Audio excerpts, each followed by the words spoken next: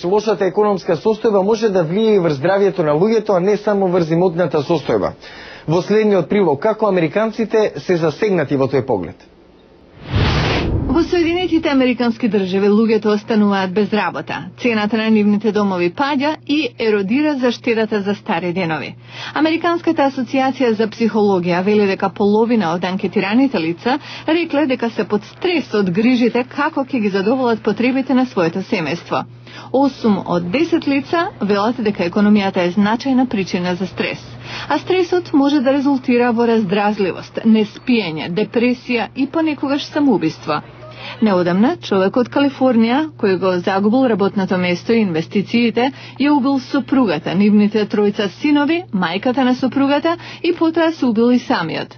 Заменик полицискиот командир Майкл Мур вели дека во писмото што лицето го оставило зад себе, како причина се наведени тешките времења. Психијатрот Ендрю Лектер вели дека слабата економија може да доведе до депресија, а во екстремни случаи и до самоубиства.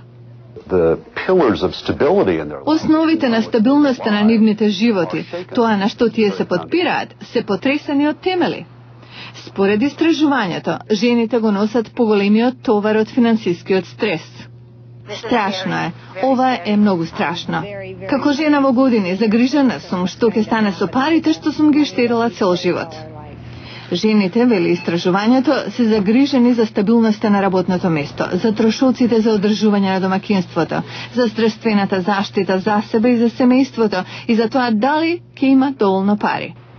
Доктор Лектер советува, времето на стрес е добар момент да се посегне по црквата, семејството и пријателите.